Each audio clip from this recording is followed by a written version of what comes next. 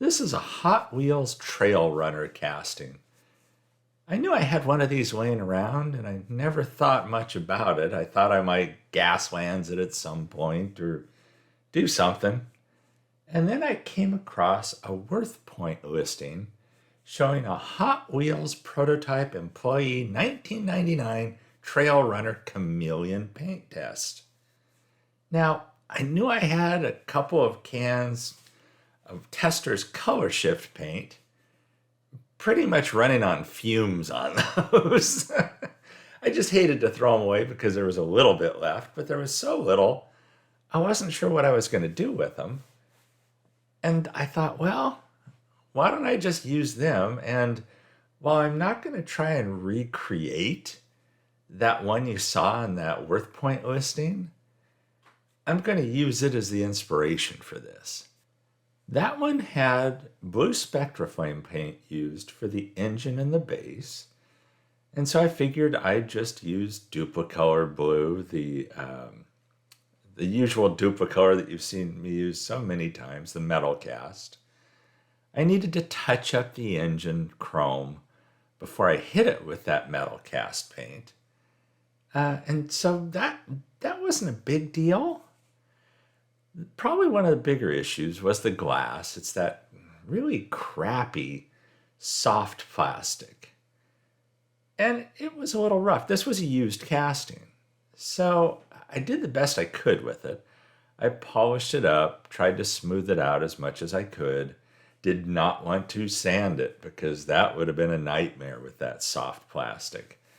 But I did dip it in gauzy because I wanted it to have as good of a shine on it as I could get. And gauzy will always do that for you. This is a big chunk of glass here, so had to dip it pretty well and wick off quite a bit. But yeah, that's the usual that you've seen me do. Gauzy, gauzy, gauzy! For those of you still playing the game. At this point, I decided, okay, let's drill it and tap it. This thing had huge posts on it, so that couldn't have been any easier. If you've never done this, try one of these castings for your first run. It couldn't be easier. I went over the body with the Scotch-Brite attachment on the Dremel tool, and that's it. I didn't do anything fancy because Mattel wouldn't have. There you see one of the cans of Color Shift paint that I had left, the Purple Fog. As usual with these Color Shift paints, the camera doesn't do it justice. You can't really see it. But there you see the engines and the base that I went over with the metal cast blue.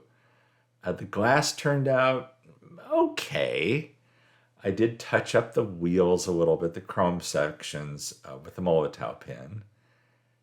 And the body itself, it does, when you see it in person, you see the color shift. Unfortunately, on the turntable and on the glamour shots, you kind of see some of it, but nothing like in person. This isn't obviously as green as that original prototype, but again, that's not what I was going for. I was just kind of taking the color shift idea that they used and using that as the inspiration for this build.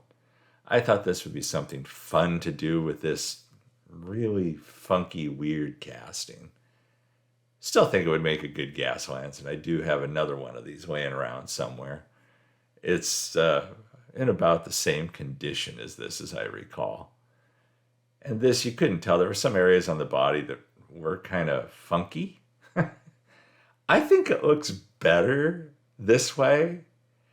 I think it almost has an alien look to it. And you can kind of see some of the purple shift in there, very lightly. And then you'll see, like, on the back of it, for whatever reason, you can see it really well there. But anyhow, this was fun. This was a quickie, and I hope you enjoyed this. There's some glamour shots coming up, And everybody, thanks for watching. Stay safe and healthy out there. And I'll catch you in the next one.